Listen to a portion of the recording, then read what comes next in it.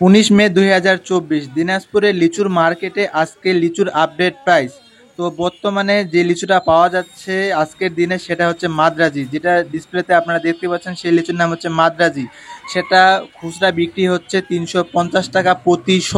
যারা যারা পাইকারি নেবেন তাদের জন্য কিছুটা কম রাখবে।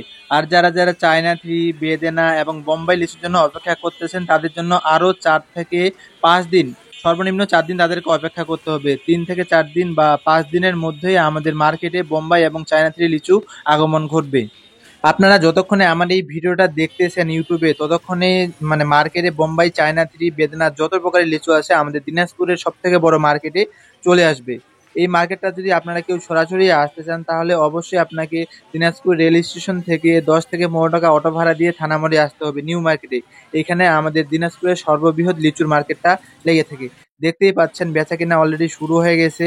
যদিও অন্য কোনো কোনো জায়গায় এখনো লিচুর সিজন পুরোপুরি শুরু হয়নি, তবে আমাদের দিনাজপুরে মোটামুটিভাবে হালকাভাবে শুরু হয়েছে। তো সে তেমনভাবে কোনো আড়তদার বা দোকানদার ছিল না, মানে খুচরাভাবে 3-4 জায়গায় বিক্রি করতেছিল আর কি। আর আশা করি 2 থেকে 3 দিনের ভিতর পুরা দমে আমাদের দিনাজপুরের যে সর্ববৃহৎ লিচুর মার্কেটটা আছে শুরু হয়ে যাবে। এই যে আমাদের দিনাজপুরের কোতোয়ালি থানা, কোতোয়ালি থানার ঘেঁষে মানে আশেপাশে যতগুলা ফাঁকা জায়গা দেখতে পাচ্ছেন সবগুলাই আমাদের লিচুর আড়ত আর লিচুর ব্যবসায়ী দিয়ে ভর্তি হয়ে যাবে। আপনারা যারা দিনাজপুরের বাইরে আছেন, দিনাজপুরের লিচুর স্বাদ নিতে যাচ্ছেন, তারা অবশ্যই আমাকে হোয়াটসঅ্যাপে এসএমএস দিবেন। এবং যারা যারা পাইকারি লিচু কিনে ব্যবসা করতে যাচ্ছেন তারাও আমাকে হোয়াটসঅ্যাপে নক দিবেন। আমি হোয়াটসঅ্যাপ নাম্বার শেষের দিকে ডিসপ্লেতে দিয়ে দিব, সেখান থেকে কালেক্ট করে আমাকে এসএমএস দিবেন।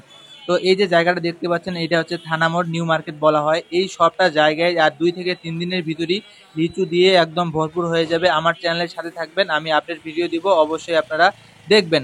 তো আজকের ভিডিওটা এই পর্যন্তই, দেখা হবে নেক্সট কোনো ভিডিওতে। ততক্ষণ ভালো থাকবেন, আল্লাহ হাফেজ।